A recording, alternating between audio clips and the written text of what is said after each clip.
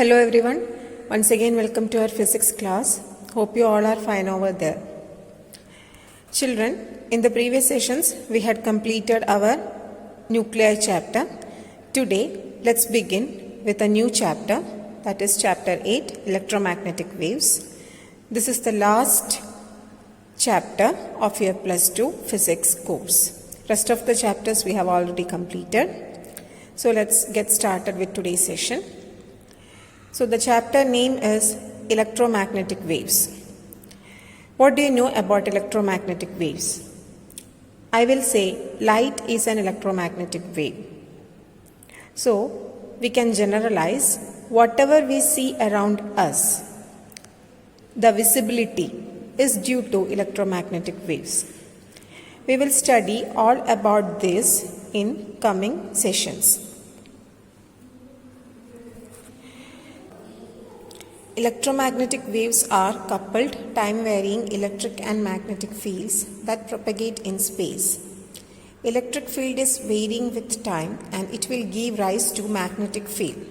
This magnetic field is varying with time and it gives rise to electric field, and the process continues so on.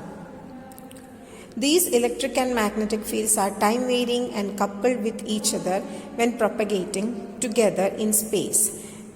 That gives rise to electromagnetic waves. Okay, so electromagnetic waves are coupled, time-varying electric and magnetic fields that propagate in space. So each of the electric field and magnetic fields are time-varying. Whenever electric field varies with time, that gives rise to magnetic field. We had already studied that concept in our magnetism portion. And again, when this magnetic field varies with time, it gives rise to electric field. That is electromagnetic induction. And the process continues so on. So this electric and magnetic fields are time varying and coupled with each other when propagating together in space, and that gives rise to electromagnetic waves. The magnetic field will be a sine wave, but in a perpendicular direction to the electric field.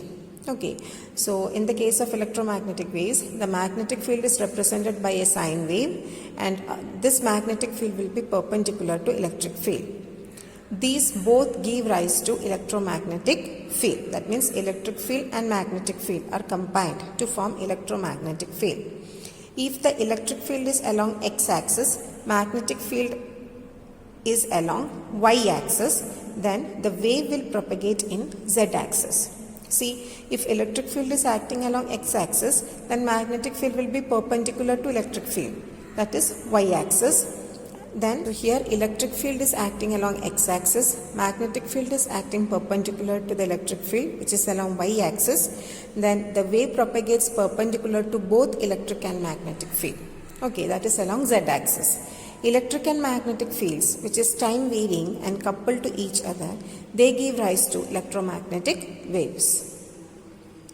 Now, this is the graphical representation of electromagnetic waves, and you must study this graph very well, and you can expect a question for your boards graphically or sketch the electromagnetic waves with respect to time.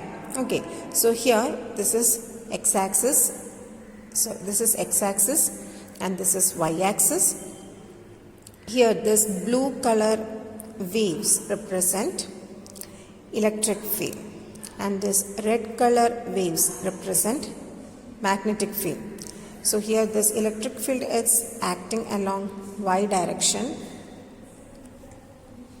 Then magnetic field acts along z direction. That means this red color wave is pointing along the z axis. So the magnetic field acts along z direction. Then along x axis velocity is propagated.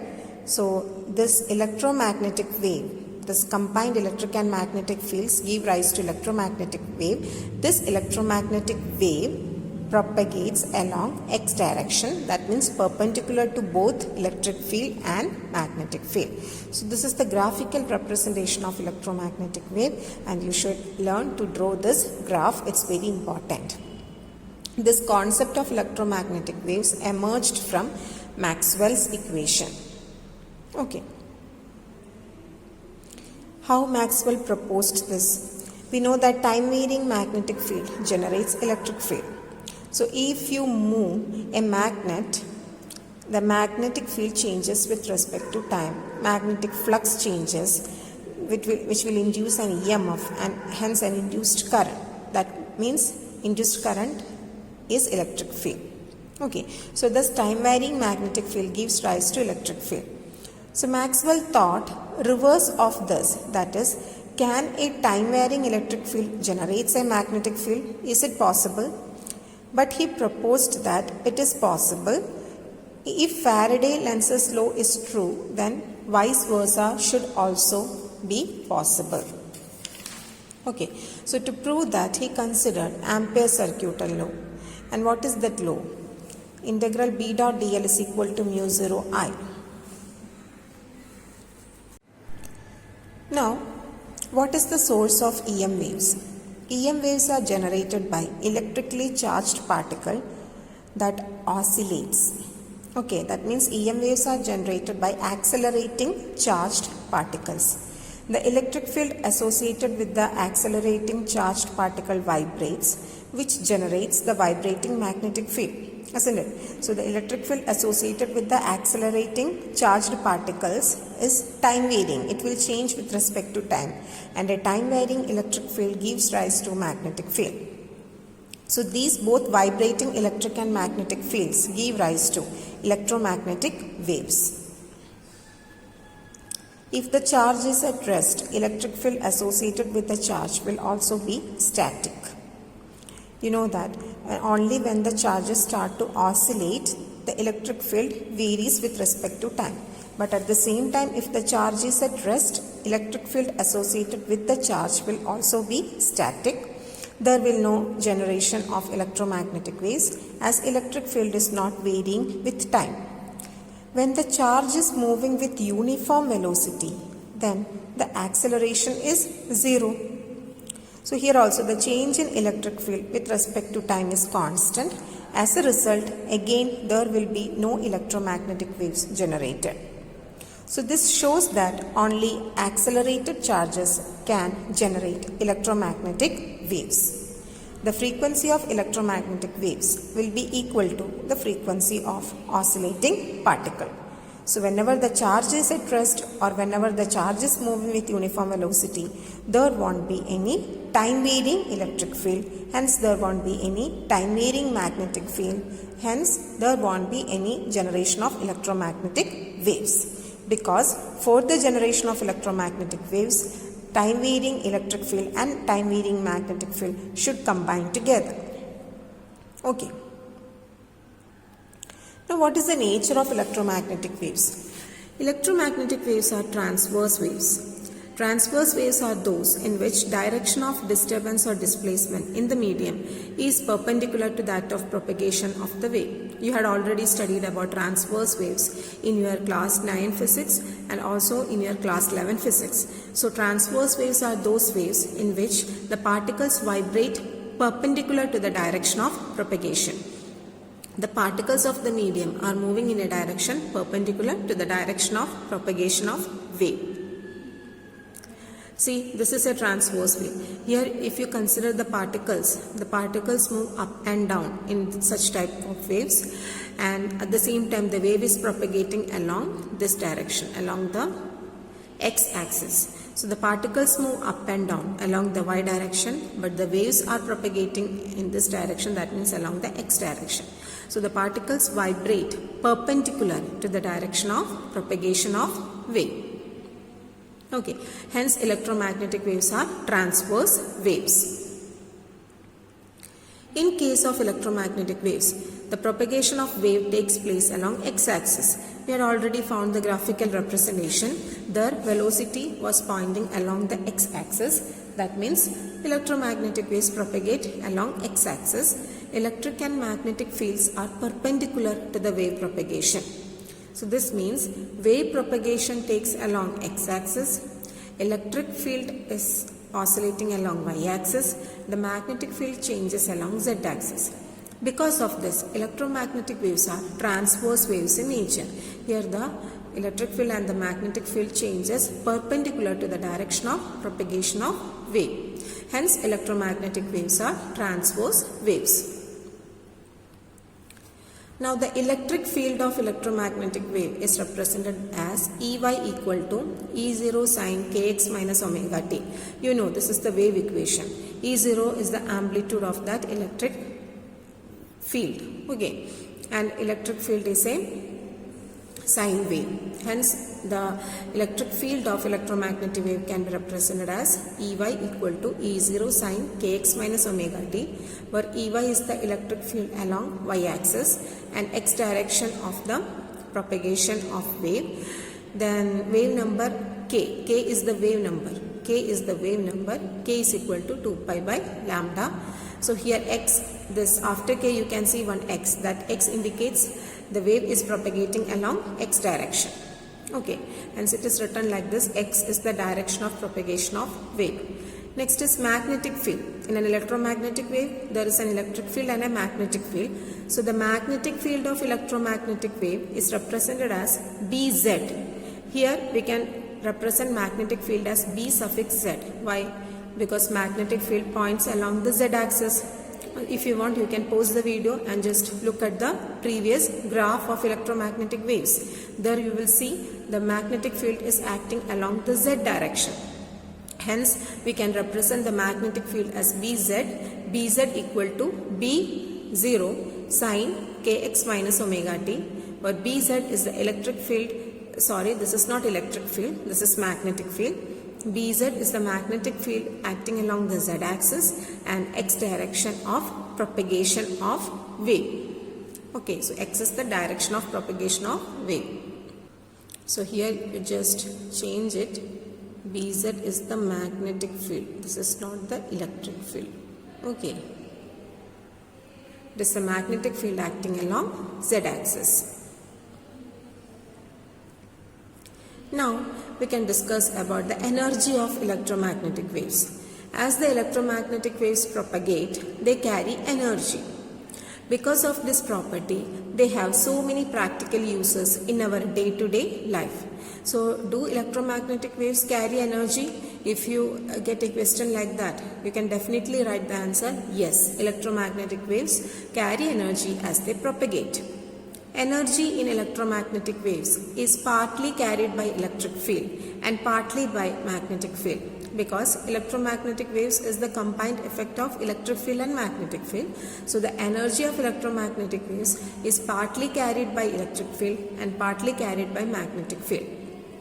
Okay, so mathematically the total energy stored per unit volume in electromagnetic wave is equal to energy stored per unit volume by electric field plus energy stored per unit volume by magnetic field, and half E square epsilon naught is the expression for the electrical energy.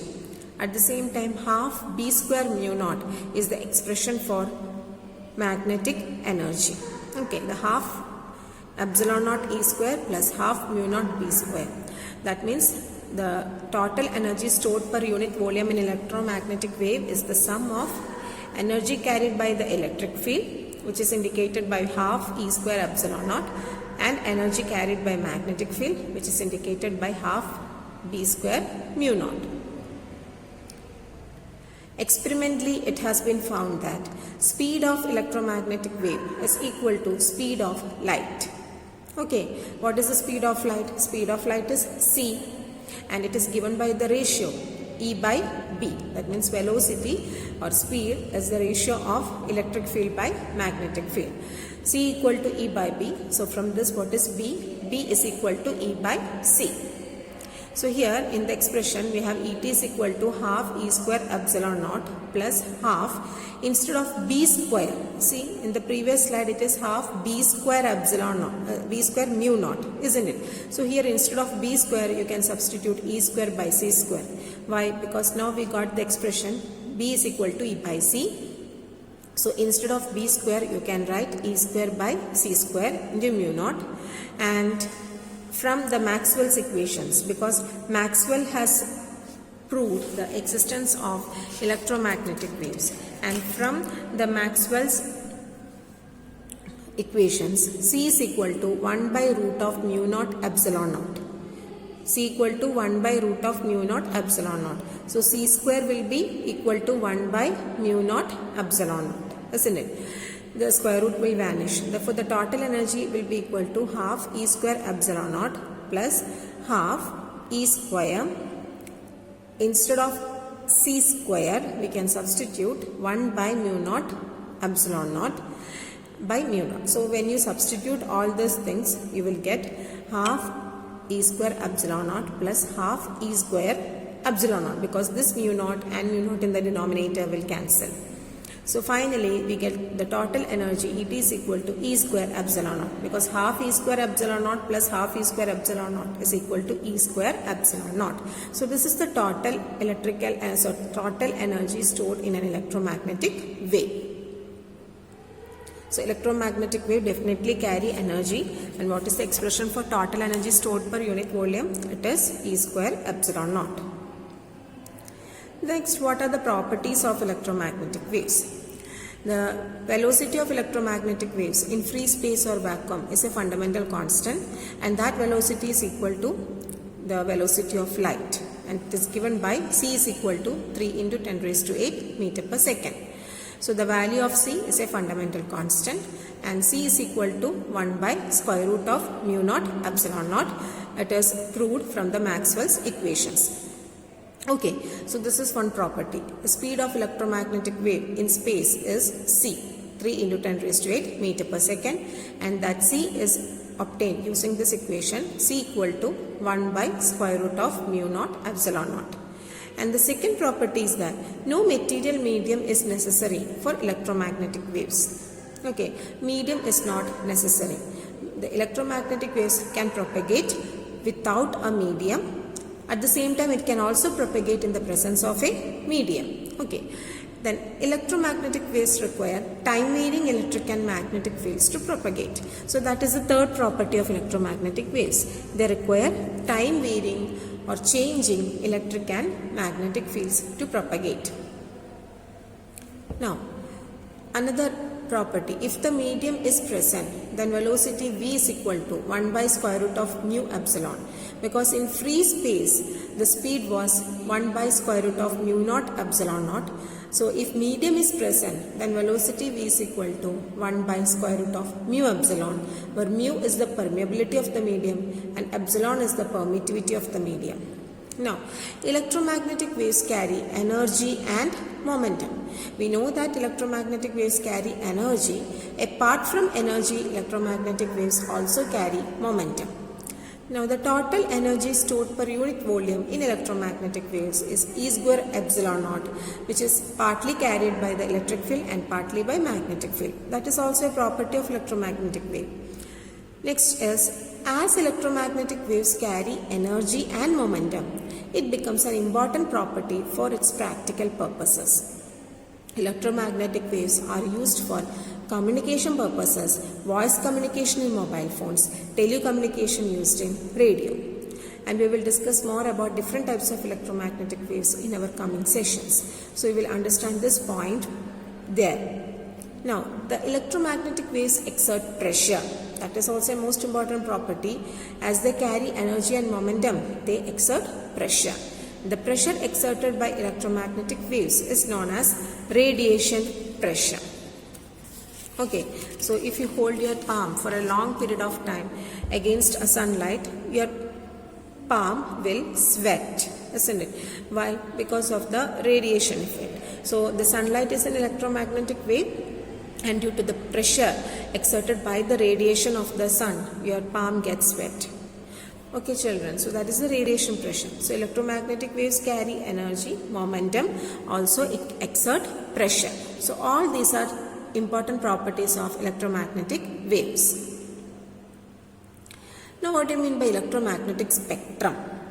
You had already studied the word spectrum in your class 10 physics. Whenever white light is passed through prism, it splits into 7 colors, and the band of that 7 colors is known as spectrum. There, the 7 colors are arranged in a particular order of wavelength. When you go from, in the VIBGYOR, when you go from bottom to the top color, the wavelength will increase, isn't it? So violet has the least wavelength and red has the most wavelength. So in the spectrum, the light or the waves will be arranged in a particular order of wavelength, maybe in the increasing order of wavelength or in the decreasing order of frequency, like that. So electromagnetic spectrum is the classification of electromagnetic waves according to their frequency or wavelength.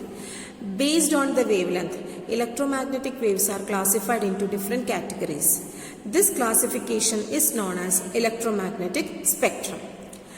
Different categories of electromagnetic waves in the decreasing order of their wavelength are given below. Radio waves, that is the first category of electromagnetic wave, and here the wavelength is less than 0.1 meter. And next, after radio waves comes microwave.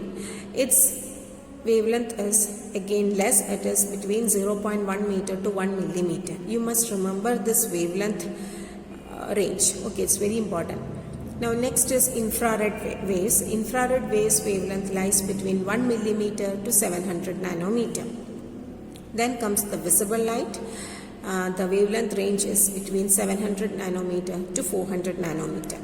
Then is our ultraviolet rays, which is between 400 nanometer to 1 nanometer. See, the wavelength goes on decreasing as we go down the spectrum. Then X-rays with a wavelength range between 1 nanometer to 10 raised to minus 3 nanometer. Gamma rays having the wavelength less than 10 raised to minus 3 nanometer. So 7 waves are there. These are the 7 different categories of electromagnetic waves. And here these waves are arranged in the decreasing order of wavelength. We can also say that it is arranged in the increasing order of frequency, because wavelength is inversely proportional to frequency. So if it is in the decreasing order of wavelength, then it will be in the increasing order of frequency. These 7 waves together constitute the electromagnetic spectrum. Okay. Just remember this wavelength range, it is very important. You must also remember the frequency range of each electromagnetic waves, because sometimes you will expect a question like this: name the electromagnetic wave which has wavelength in the range 700 nanometer to 400 nanometer. So which is that electromagnetic wave? That is visible light, and you can identify that electromagnetic wave only if you know the wavelength range. Okay. So this is the spectrum of electromagnetic waves. See, first here it is the gamma, X-rays, ultraviolet, visible, infrared, microwaves, short radio waves, then AM radio waves. That means the radio waves have been classified like that. Then long radio waves like that. Anyway, radio waves is the category. So this is when you go down in the spectrum from gamma to radio waves, you can see there is an increase in the wavelength as you go down, isn't it? And here, if you want to remember this spectrum or the categories of electromagnetic waves in this order, there is a code. See, this is the code. Red man in violet uniform has X gun. Red man in violet uniform with X gun. So here R stands for radio waves, M stands for microwaves, I stands for infrared waves, then V stands for visible light, U stands for ultraviolet, X stands for X-rays, G stands for gamma rays. Okay, so this is the code. Using this code, you can easily remember the 7 categories of electromagnetic waves. Red man in violet uniform with X gun. Okay, children.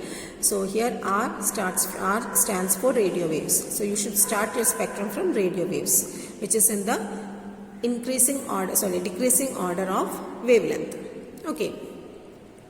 From radio waves to gamma rays. So the decreasing order of wavelength is arranged like this. From radio waves to gamma rays, it is in the decreasing order of wavelength.